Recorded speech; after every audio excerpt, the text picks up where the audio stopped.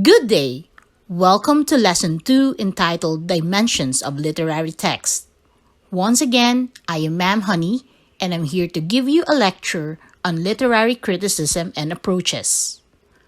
Part of the fun of reading good literature is looking for all its meanings and messages.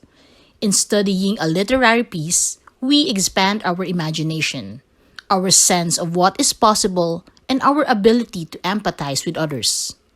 Reading can sharpen our critical faculties, enabling us to assess works and better understand why literature can have such a powerful effect on our lives. Literary criticism or approach. This can be considered as one of the most challenging topics in literature since it demands a lot of reflective and critical thinking. Literary criticism is the study, discussion, evaluation, and interpretation of literature. It includes the classification by genre, analysis of structure, and judgment of value. It asks what literature is, what it does, and what it is worth. So why do we have to analyze or criticize texts? The act of literary criticism enhances the enjoyment of our reading of the literary work. In doing so, we can understand the relationship between the authors, readers, and texts. There are several approaches in the study of literary texts. These are the following: formalist or literary, humanist or ethical, historical criticism, sociocultural criticism, psychological criticism, impressionistic or reader response criticism, mythological criticism, and the feminist or gender criticism. To critique a piece of work, one must read first the text. The literary piece or text is in the center of the map because all these approaches must deal, to some extent or another, with the text itself.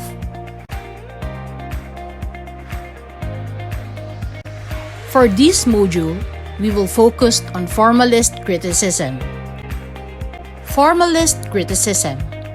Formalism is a school of literary criticism where the focus is mainly on the structure of the text.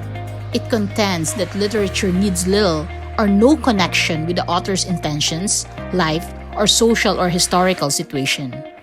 All information that is essential to the interpretation of the work must be found within the piece itself. Since formalism abandons historical and biographical information and focuses on the work as a separate entity, there is no need to bring in outside information about the writer, the period or time when it was written, as well as the social and cultural aspects present. Instead, it focuses its examination of the language and literary conventions like the plot, rhyme, meter, dialect, setting, and point of view present in the text. Pros of formalism.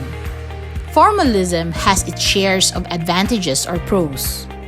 This approach can be performed without much research since the focus is mainly on the structure and form. It emphasizes the value of the text instead of its context, which makes literature timeless.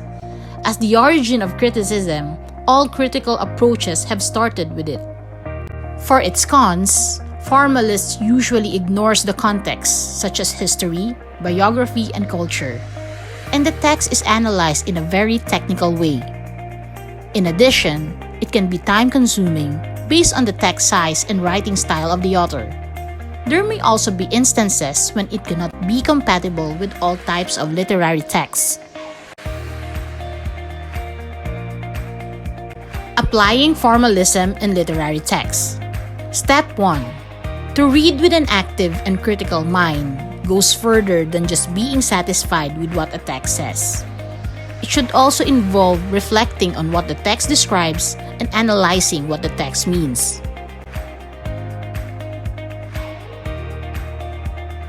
Step 2. Focus on how it is written. Is it a prose or poetry? Are there stanzas or lines? Does it narrate, describe, or explain? Step 3 is to check for literary devices. Literary devices add color and depth to a work and bring attention to important parts of the text. Are there idioms, figures of speech, and imagery present? Step 4. If it's a poem, check who is the persona. For prose, describe how it was written and how the characters were portrayed. Lastly, using all the evidences and parts you have reviewed in the text, identify its theme and overall message. The primary goal for formalist critics is to determine how such elements work together with the text content to shape its effect upon readers. Here is a sample analysis of the poem The Road Not Taken by Robert Frost, applying the formalist criticism literary approach. Initially, the structure of the poem was examined, and it shows that the poem has 4 stanzas with 5 lines or cinquains each. It was also categorized as a lyric poetry. Sound of the poem. The poem was checked for rhymes, repetition, and its rhyme scheme was also identified.